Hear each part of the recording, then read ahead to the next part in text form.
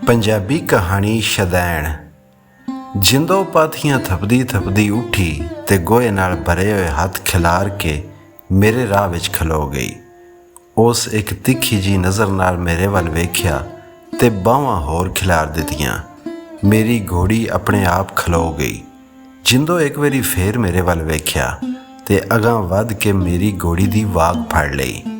मैं घोड़ी तो उतरिया, वो वाग छड्ड के पिछां हो गई।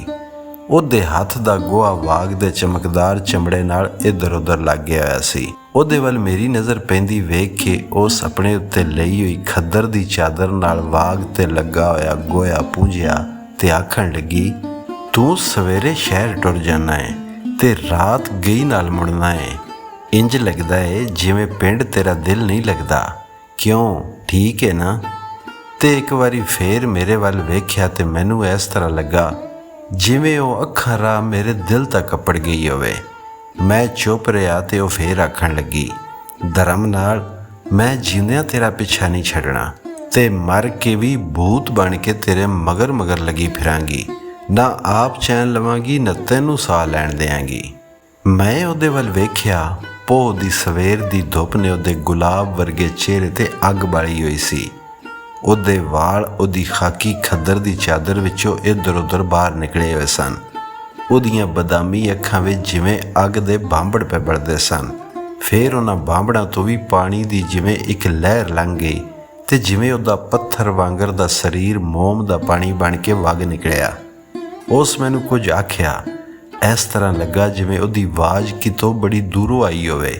ਮੈਂ ਸੁਣਿਆ ਉਹ ਪਈ ਆਖਦੀ ਸੀ, जिस दिन मैं मर गई सौ गुरु दी तू रो रो के फावा हो जाएगा, पर फिर के हासिल होवेगा। पर तेरा के पता है? उस तिखी जी नज़र ना मैनू वेख्या ते आखण लगी, के पता है तू रोवेगा कि हसेगा, के पता है? ते ओ जिस तरह इको वारी पाथियां थपदी थपदी उठ के मेरे राह मल खलोती सी, उस तरह ही छेती नाल मेरे राह विचों परां हट के मूँह दूजे बन्ने करके खलो गई। खबरे ਉਹ ਰੋਣ ਲੱਗ ਪਈ ਸੀ। ਸ਼ੁਦੈਣ ਮਰ ਕੇ ਮੇਰੇ ਮੂੰਹ ਨਿਕਲਿਆ ਤੇ ਮੈਂ ਘੋੜੀ ਤੇ ਚੜਿਆ ਤੇ ਸ਼ਹਿਰ ਨੂੰ ਟੁਰ ਪਿਆ। ਇੱਕ ਵਾਰੀ ਮੈਂ ਪਰਤ ਕੇ ਉਹਨੂੰ ਵੇਖਿਆ। ਉਹ ਉਸੇ ਤਰ੍ਹਾਂ ਹੀ ਖਲੋਤੀ ਹੋਈ ਸੀ, ਸ਼ੁਦੈਣ ਜਿਹੀ। ਮੈਂ ਦਿਲ ਵਿੱਚ ਆਖਿਆ, ਰੱਬ ਸੱਚਾ ਉਹਨੂੰ ਮਾਫ ਕਰੇ। ਬਾਪੂ ਦੀ ਬੇਵਕਤ ਮੌਤ ਨੇ ਮੈਥੋਂ ਕਾਲਜ ਦੀ ਪੜ੍ਹਾਈ ਖੋਹ ਲਈ ਤੇ ਜਿਸ ਦਿਨ ਮੈਂ ਆਪਣਾ ਸਮਾਨ ਲੈ ਕੇ ਹਮੇਸ਼ ਲਈ ਸ਼ਹਿਰ ਛੱਡ ਕੇ ਪਿੰਡ ਦੀ ਦੁਨੀਆ ਵਿੱਚ ਆ ਵੜਿਆ ਤੇ ਤਿੰਨ ਸ਼ੈਵਾਂ ਜਿਹੜੀਆਂ ਮੈਨੂੰ ਬੜੀਆਂ ਪਿਆਰੀਆਂ ਵੀ ਸਨ, ਮੈਨੂੰ ਬੜਿਆਂ ਚਾਵਾਂ ਦੇ ਨਾਲ ਪਈਆਂ ਉਡੀਕਦੀਆਂ ਸਨ। ਇੱਕ ਬਾਪੂ ਦਾ ਆਖਰੀ ਸੁਨੇਹਾ। ਉਸ ਮਰਨ ਲੱਗਿਆਂ ਮੇਰੀ ਬੇਬੇ ਦਾ ਹੱਥ ਫੜ ਕੇ ਆਖਿਆ, ਮੇਰੇ ਪੁੱਤਰ ਨੂੰ ਆਖੀ ਮੇਰੀਆਂ ਯਾਰੀਆਂ ਤੇ ਦੁਸ਼ਮਣੀਆਂ ਦਾ ਪਾਲਨ ਸੂਰਮੇ ਪੁੱਤਰਾਂ ਵਾਂਗੂ ਕਰੇ ਤੇ ਮੇਰੀ ਰੂਹ ਚੈਨ ਵਿੱਚ ਰਵੇਗੀ। ਬਾਕੀ ਦੋ ਸ਼ੈਵਾਂ ਦੋ ਬੰਦੇ ਸਨ ਜਿਹੜੇ ਮੇਰੀ ਜ਼ਿੰਦਗੀ ਦੇ ਮੁੱਢ ਤੋਂ ਦੁੱਖਾਂ ਤੇ ਸੁੱਖਾਂ ਦੇ ਭਾਈਵਾਲ ਸਨ। ਉਹ ਸਨ ਚਾਨਣ ਸਿੰਘ ਤੇ ਜਿੰਦੋ, ਦੋਵੇਂ ਮੇਰੀ ਉਮਰ ਦੇ, ਮੇਰੀ ਬਿਰਾਦਰੀ ਦੇ, ਮੇਰੇ ਗਵਾਂਢੀ ਤੇ ਇੱਕ ਦੂਜੇ ਦੇ ਗਵਾਂਢੀ ਵੀ ਸਨ। ਤੇ ਜੇ ਮੈਂ ਭੁੱਲ ਨਹੀਂ ਗਿਆ ਤੇ ਉਹ ਦੋਵੇਂ ਚਾਚੇ ਬਾਬੇ ਦੀ ਔਲਾਦ ਸਨ। ਪਿੰਡ ਆਉਣ ਵਾਲੀ ਪਹਿਲੀ ਰਾਤ ਚਾਨਣ ਤੇ ਜਿੰਦੋ ਦੇ ਸਾਹਮਣੇ ਬੇਬੇ ਦੇ ਕੋਲ ਬਹਿ ਕੇ ਆਪਣੇ ਬਾਪੂ ਦੀ ਪੱਗ ਉੱਤੇ ਹੱਥ ਰੱਖ ਕੇ ਮੈਂ ਬਾਪੂ ਦੀ ਰੂਹ ਨੂੰ ਆਖਿਆ, ਭਾਈਆ ਤੇਰੀਆਂ ਯਾਰੀਆਂ ਤੇ ਦੁਸ਼ਮਣੀਆਂ ਨੂੰ ਤੇਰੀ ਡਗਰ ਤੇ ਚੱਲ ਕੇ ਨਿਭਾਉਣ ਦਾ ਮੈਂ ਕੌਲ ਦੇਣਾ ਤੇ ਇਸ ਕੌਲ ਦੀ ਪਾਲਣਾ ਕਰਨਾ ਮੇਰਾ ਧਰਮ ਹੈ। ਇਹਦੋਂ ਵੱਧ ਮੇਰੇ ਮੂੰਹੋਂ ਕੁਝ ਨਾ ਨਿਕਲਿਆ। ਅਥਰੂ ਦੇ ਹੜ ਵਿੱਚ ਮੈਨੂੰ ਚਾਨਣ ਤੇ ਜਿੰਦੋ ਦੀਆਂ ਸ਼ਕਲਾਂ ਲੱਭਣ ਤੋਂ ਹਟ ਗਈਆਂ ਤੇ ਮੈਂ ਛੇਤੀ ਨਾਲ ਘਰੋਂ ਬਾਹਰ ਨਿਕਲ ਗਿਆ। ਯਾਰੀਆਂ ਨਿਭਾਉਣਾ ਦੁਸ਼ਮਣੀ ਪਾਲਣ ਨਾਲੋਂ ਔਖਾ ਕੰਮ ਹੈ। ਇਹੋ ਹੀ ਗੱਲ ਮੈਨੂੰ ਜਾਪੀ। ਅਖੀਰ ਮੈਂ ਭਾਈਆ ਜੀ ਦੀ ਪੱਗ ਬੰਨ੍ਹ ਕੇ, ਉਹਦੀ ਜੁੱਤੀ ਪਾ ਕੇ, ਉਹਦੀ ਸਾਵੀ ਘੋੜੀ ਤੇ ਚੜ੍ਹ ਕੇ ਉਹਦੀਆਂ ਯਾਰੀਆਂ ਤੇ ਦੁਸ਼ਮਣੀਆਂ ਨੂੰ ਨਿਭਾਵਣ ਟੁਰਿਆ। ਜਾਨ ਜਾਵੇ ਜਾਂ ਘਰ ਉਜੜ ਜਾਵੇ, ਉਸ ਕੌਲ ਦਾ ਪਾਲਣ ਮੈਂ ਇੰਜ ਕੀਤਾ ਕਿ 2-4 ਵਰ੍ਹਿਆਂ ਵਿੱਚ ਹੀ ਲੋਕਾਂ ਆਖਣਾ ਸ਼ੁਰੂ ਕਰ ਦਿੱਤਾ, ਪੁੱਤਰ ਪਿਓ ਨਾਲੋਂ ਵੀ 4 ਪੈਰ ਅਗਾਂਹ ਹੈ। ਕਿਸੇ ਆਖਿਆ ਇਹੋ ਜਿਹਾ ਪੁੱਤਰ ਰੱਬ ਸੱਚੇ ਦੀ ਦੇਣ ਹੈ। ਕਦੋਂ ਹਰ ਇੱਕ ਦੇ ਘਰ ਇਹੋ ਜਿਹਾ ਲਾਲ ਆਉਂਦੇ ਨੇ। ਕਿਸੇ ਆਖਿਆ ਸੂਰਮੇ ਪਿਓ ਦਾ ਪੁੱਤਰ ਹੈ। ਸਜਣਾ ਕਿ ਇਹ ਗੱਲਾਂ ਤੇ ਮੇਰਿਆਂ ਦੁਸ਼ਮਣਾਂ ਵੀ ਆਖੀਆਂ ਤੇ ਮੇਰਾ ਕਿਆ ਫਾਇ ਬਈ ਮੇਰੇ ਭਾਈਏ ਦੀ ਰੂਹ ਇਹ ਗੱਲਾਂ ਸੁਣ ਸੁਣ ਕੇ ਨਿਹਾਲ ਹੁੰਦੀ ਹੋਵੇਗੀ। ਭਾਈਏ ਦੀ ਰੂਹ ਤੇ ਨਿਹਾਲ ਹੁੰਦੀ ਹੋਵੇਗੀ ਪਰ ਮੈਨੂੰ ਭਾਈਏ ਦੀ ਮੌਤ ਤੋਂ ਲੈ ਕੇ ਅਗਾਂਹ ਫੇਰ ਕਦੀ ਸੁੱਖ ਦਾ ਸਾਹ ਨਸੀਬ ਨਾ ਹੋਇਆ। ਮੇਰਾ ਹਾਲ ਬੀਂਡੀ ਜੁੱਤੇ ਹੋਏ ਸੰਡੇ ਵਾਲਾ ਸੀ। ਕੱਲੀ ਜਾਣ ਤੇ ਇੰਨਾ ਭਾਰ, ਇੰਜ ਲੱਗਦਾ ਸੀ ਜਿਵੇਂ ਜਵਾਨੀ ਵੇਖੀ ਨਾ ਹੋਵੇ। ਮੇਰੇ ਵਿੱਚ ਮੁੰਡਿਆਂ ਛੁੰਡਿਆਂ ਵਾਲੀ ਕੋਈ ਗੱਲ ਨਹੀਂ ਸੀ। ਨਾ ਮੈਨੂੰ ਮੇਲੇ ਠੇਲੇ ਚੰਗੇ ਲੱਗਦੇ ਸਨ ਤੇ ਨਾ ਜਵਾਨਾਂ ਵਾਂਗਰ ਮੁਟਿਆਰਾਂ ਨੂੰ ਵੇਖਣ ਵਾਲੀ ਗੱਲ ਮੇਰੇ ਵਿੱਚ ਸੀ। ਜਿੰਦੋ ਤੇ ਮੇਰੇ ਨਾਲ ਕਈ ਵਾਰੀ ਲੜੀ ਸੀ। ਜਵਾਨੀ ਵਿੱਚ ਬੁੱਢਾ ਬਣ ਜਾਣ ਵਾਲੀ ਗੱਲ ਉਹਦੀ ਸਮਝ ਵਿੱਚ ਨਹੀਂ ਸੀ ਆਉਂਦੀ, ਤੇ ਆਉਂਦੀ ਵੀ ਕਿਸ ਤਰ੍ਹਾਂ। ਮੇਰੇ ਤੋਂ ਅਗਾਂਹ ਤੇ ਉਹਦੀ ਨਜ਼ਰ ਹੀ ਨਹੀਂ ਸੀ ਜਾਂਦੀ, ਤੇ ਮੇਰੀ ਨਜ਼ਰ ਉੱਠਦਿਆਂ ਹੀ ਚਾਨਣ ਤੇ ਪੈਂਦੀ ਸੀ। ਚਾਨਣ ਬਾਰੇ ਸੋਚਣਾ ਮੈਨੂੰ ਆਪਣੇ ਬਾਰੇ ਸੋਚਣ ਨਾਲੋਂ ਬਹੁਤਾ ਜ਼ਰੂਰੀ ਲੱਗਦਾ। ਉਹ ਮੇਰਾ ਯਾਰ ਸੀ, ਉਹਦਾ ਭਾਈਆ ਮੇਰੇ ਭਾਈਏ ਦਾ ਯਾਰ ਸੀ। ਗੱਲ ਕਿ ਦੁੱਖ ਤੇ ਸੁੱਖ ਵਿੱਚ ਮੇਰਾ ਤੇ ਚਾਨਣ ਹੋਰਾਂ ਦਾ ਘਰ ਸਦਾ ਹੀ ਇਕੱਠੇ ਸਨ। ਦਿਨਾਂ ਤੋਂ ਨਹੀਂ, ਵਰ੍ਹਿਆਂ ਤੋਂ, ਸਾਡੇ ਜੰਮਣ ਤੋਂ ਵੀ ਪਹਿਲਾਂ ਤੋਂ। ਫੇਰ ਦੱਸੋ ਮੈਂ ਚਾਨਣ ਨੂੰ ਕਿਸ ਤਰ੍ਹਾਂ ਛੱਡਾਂ। ਜਿੰਦੋ ਤੇ ਅੱਖਾਂ ਤੇ ਜਵਾਨੀ ਦੇ ਪਿਆਰ ਦੀ ਪੱਟੀ ਬੰਨ੍ਹ ਲਈ, ਪਰ ਮੈਂ ਮੋਏ ਹੋਏ ਭਾਈਏ ਨੂੰ ਦਿੱਤੇ ਕੌਲ ਨੂੰ ਕਿਸ ਤਰ੍ਹਾਂ ਭੁੱਲ ਜਾਵਾਂ। ਆਪਣੀ ਯਾਰੀ ਤੋਂ ਕਿਸ ਤਰ੍ਹਾਂ ਨੀਵਾਂ ਹੋਵਾਂ। ਆਪਣੀ ਅੰਨ ਨੂੰ ਕਿੱਥੇ ਦੱਬ ਦਿਆਂ। ਇਹਨਾਂ ਤੋਂ ਸੌਖੀ ਗੱਲ ਇਹ ਸੀ ਪਈ ਜਿੰਦੋ ਤੇ ਆਪਣੇ ਵਿੱਚ ਸੂਰਮਿਆਂ ਦੀ ਸ਼ਰਾਫਤ ਤੇ ਸਾਨਾਂ ਦੀ ਆਉਣ ਵਾਲੀ ਕੰਧ ਮਾਰ ਲਵਾਂ। ਜਾਨ ਜਾਵੇ ਪਰ ਯਾਰ ਕਿਉਂ ਜਾਵੇ। ਸਰੀਰ ਨਰਕ ਵਿੱਚ ਸੜ ਕੇ ਸੁਆਹ ਹੋ ਜਾਵੇ, ਪਰ ਯਾਰ ਦਾ ਦਿਲ ਕਦੀ ਮੇਰੇ ਵੱਲੋਂ ਕਿਉਂ ਮੈਲਾ ਹੋਵੇ। ਦੁਨੀਆ ਜਾਵੇ ਪਰ ਆਖਰਤ ਹੱਥੋਂ ਕਿਉਂ ਛੱਡਾਂ। ਮੈਨੂੰ ਹੋਰ ਕੋਈ ਸੁੱਖ ਨਾ ਹੋਵੇ। ਇਹ ਥੋੜੀ ਖੁਸ਼ੀ ਕਿ ਮੈਂ ਭਾਈਏ ਦੇ ਕੌਲ ਦਾ ਪਾਲਣ ਪਿਆ ਕਰਦਾ। ਮੈਂ ਗ੍ਰੰਥ ਸਾਹਿਬ ਚੁੱਕਣ ਲਈ ਤਿਆਰ ਹਾਂ। ਮੈਨੂੰ ਪਤਾ ਹੈ ਜਿੰਦੋ ਤੇ ਚਾਨਣ ਵਿੱਚ ਕੋਈ ਸ਼ੈ ਨਹੀਂ ਸੀ, ਕਦੀ ਵੀ ਨਹੀਂ ਸੀ, ਪਰ ਚਾਨਣ ਉਹਨੂੰ ਕਿਸੇ ਹੋਰ ਹੀ ਤਰ੍ਹਾਂ ਵੇਖਦਾ ਹੁੰਦਾ ਸੀ, ਪਿਆਰ ਨਾਲ, ਕੁਰਬਾਨ ਹੋ ਜਾਣ ਵਾਲੀਆਂ ਨਜ਼ਰਾਂ ਨਾਲ। ਬਸ ਇਹਦੋਂ ਅਗਾਂਹ ਕੁਝ ਨਹੀਂ। ਤੇ ਜਿੰਦੋ ਬਾਰੇ ਮੈਂ ਵੀ ਸਹੁੰ ਚੁੱਕਣ ਲਈ ਤਿਆਰ ਹਾਂ। ਉਹ ਨਹਾਤੀ ਧੋਤੀ, ਦੁੱਧ ਵਾਂਗਰ ਪਵਿੱਤਰ ਤੇ ਬਾਲਾਂ ਵਾਂਗਰ ਮਾਸੂਮ ਸੀ।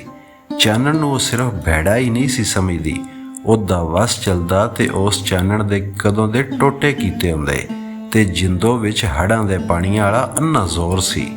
ਜਿੰਦੋ ਬਾਰੇ ਮੈਂ ਸੋਚਣਾ ਤੇ ਮੈਨੂੰ ਇੰਜ ਲੱਗਦਾ ਹੈ ਬਈ ਉਹਦੇ ਜਾਣ ਦੇ ਨਾਲ ਹੀ ਮੇਰੇ ਅੰਦਰ ਕੋਈ ਸ਼ੈ ਮਰ ਗਈ ਏ। ਉਹ ਸਦਾ ਹੀ ਮੇਰੇ ਲਈ ਹਾੜ ਜੇਠ ਦੀ ਧੁੱਪ ਵਿੱਚ ਨਿੰਮ ਦੀ ਠੰਡੀ ਛਾਂ ਸੀ। ਮੇਰੇ ਪੈਰਾਂ ਹੇਠ ਉਹ ਸਦਾ ਹੀ ਆਪਣੇ ਹੱਥ ਰੱਖੇ। ਮੇਰੇ ਕੰਮ ਉਹ ਆਪਣੇ ਚਾਅ ਤੇ ਪਿਆਰ ਨਾਲ ਕਰਦੀ ਹੁੰਦੀ ਸੀ, ਜੇ ਮੇਰੀ ਸੱਕੀ ਭੈਣ ਵੀ ਮੇਰੇ ਲਈ ਨਾ ਕਰ ਸਕਦੀ।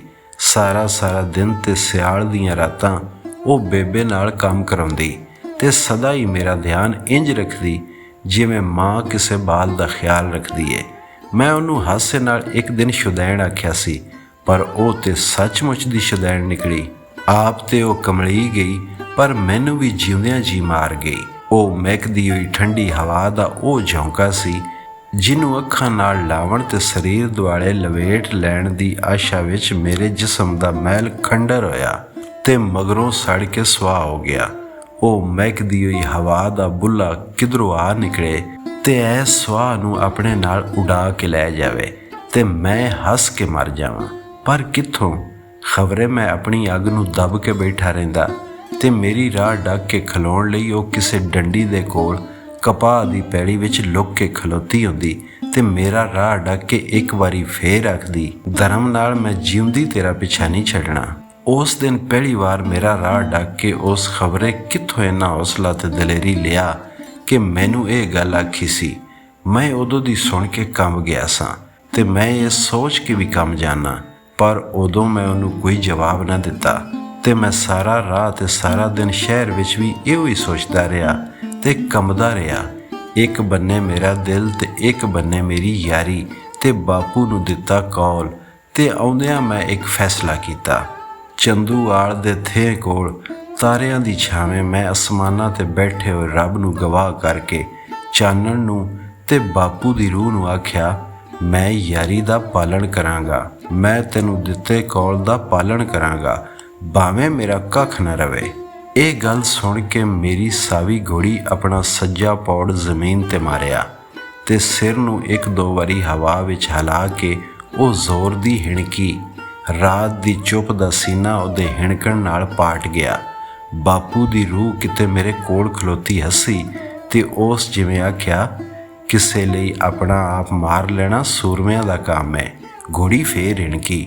ਬਾਪੂ ਦੀ ਰੂਹ ਫੇਰ ਜ਼ੋਰ ਦੀ ਹੱਸੀ ਤੇ ਉਸ ਆਖਿਆ, ਮੈਂ ਤੇਰੇ ਤੇ ਬੜਾ ਖੁਸ਼ ਹਾਂ, ਬੜਾ ਖੁਸ਼ ਹਾਂ। ਮੈਂ ਡਰ ਗਿਆ। ਲਗਾਮ ਸੰਭਾਲ ਕੇ ਮੈਂ ਬੜੀ ਬੇਦਰਦੀ ਨਾਲ ਆਪਣੀ ਪਿਆਰੀ ਗੋਲੀ ਨੂੰ ਅੱਡੀ ਮਾਰੀ। ਜਦੋਂ ਮੈਂ ਪਿੰਡ ਅੱਪੜਿਆ ਤੇ ਰਾਤ ਇੱਕ ਪੈਰ ਟੱਪ ਗਈ ਹੋਈ ਸੀ। ਦਲਾਨ ਵਿੱਚ ਕੌੜੇ ਤੇਲ ਦੇ 5-6 ਦੀਵੇ ਪੇ ਬਲਦੇ ਸਨ। ਬੇਬੇ ਨਾਲ 5-6 ਕੁੜੀਆਂ ਹੋਰ ਚਰਖੇ ਕੱਤਣ ਲੱਗੀਆਂ ਸਨ। ਜਿੰਦੋਂ ਮੈਨੂੰ ਰੋਟੀ ਦੇਣ ਉੱਠੀ, ਰਸੋਈ ਵਿੱਚ ਜਾ ਕੇ ਉਸ ਅੱਗ ਬਾਲ ਕੇ ਸਾਗ ਤੱਤਾ ਕੀਤਾ। ਮੱਖਣ ਪਾ ਦਿਆਂ? ਉਸ ਮੇਰੇ ਵੱਲ ਵੇਖਿਆ। ਸਵੇਰ ਵਾਲੀ ਖੱਦਰ ਦੀ ਖਾਕੀ ਚਾਦਰ ਉਹਦੇ ਉੱਤੇ ਸੀ। ਨਹੀਂ। ਮੈਂ ਉਹਦਾ ਹੱਥ ਫੜ ਕੇ ਚੁੱਲ੍ਹੇ ਅੱਗੋਂ ਉਠਾ ਕੇ ਆਪਣੇ ਕੋਲ ਖਿਲਾਰ ਲਿਆ।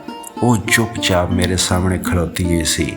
ਮੈਂ ਆਪਣਾ ਆਪ ਇਕੱਠਾ ਕਰਕੇ ਆਖਿਆ, ਅੱਜ ਮੈਂ ਇੱਕ ਫੈਸਲਾ ਕੀਤਾ ਹੈ ਜਿੰਦੋ। ਮੈਂ ਉਹਦੇ ਵੱਲ ਵੇਖਿਆ ਤੇ ਧਰਮ ਨਾਲ ਉਹਦੀਆਂ ਅੱਖਾਂ ਵਿੱਚ ਵੱਡੇ ਗੁਲਾਬ ਦੇ ਫੁੱਲ ਖਿੜਦੇ ਮੈਨੂੰ ਨਜ਼ਰ ਆਏ ਤੇ ਉਹ ਮੇਰੇ ਹੋਰ ਕੋਲ ਹੋ ਗਈ। ਉਹਦੇ ਪਿੰਡੇ ਦਾ ਸੇਕ ਤੇ ਸਾਹ ਦੀ ਗਰਮੀ ਮੈਨੂੰ ਅਪੜਨ ਡਈ ਸੀ। ਮੈਂ ਆਪਣੇ ਹੱਥਾਂ ਵਿੱਚ ਫੜ ਕੇ ਉਹਦਾ ਮੂੰਹ ਆਪਣੇ ਹੋਰ ਕੋਲ ਕਰ ਲਿਆ। ਉਹ ਬਿਲਕੁਲ ਮੇਰੇ ਨਾਲ ਲੱਗ ਗਈ। ਮੈਂ ਉਹਦਾ ਮੱਥਾ ਚੁੰਮ ਲਿਆ ਤੇ ਫਿਰ ਮੈਂ ਉਹਨੂੰ ਪਿਛਾਂ ਦੇਖ ਦਿੱਤਾ। ਉਹ ਮਸ਼ੀਨ ਵਾਂਗਰ ਜਿਸ ਤਰ੍ਹਾਂ ਅਗਾਂਹ ਵੱਧਦੀ ਸੀ, ਉਸ ਤਰ੍ਹਾਂ ਹੀ ਪਿਛਾਂ ਹੋ ਗਈ। ਮੈਂ ਆਪਣੀ ਸਾਰੀ ਤਾਕਤ ਇਕੱਠੀ ਕਰਕੇ ਫੇਰ ਆਖਿਆ, ਜਿੰਦੋ ਮੇਰੀ ਕੋਈ ਭੈਣ ਨਹੀਂ। ਅੱਜ ਤੋਂ ਰੱਬ ਸੱਚੇ ਦੇ ਸਾਹਮਣੇ ਮੈਂ ਤੈਨੂੰ ਆਪਣੀ ਮਾਂ ਜਿਹੀ ਭੈਣ ਆਖਣਾ। ਉਹਦੇ ਮੂੰਹ ਵਿੱਚੋਂ ਇੱਕ ਦੱਬੀ ਜਿਹੀ ਚੀਕ ਨਿਕਲੀ ਤੇ ਉਹ ਡਰ ਕੇ ਕੰਨ ਦੇ ਨਾਲ ਜਾ ਲੱਗੀ।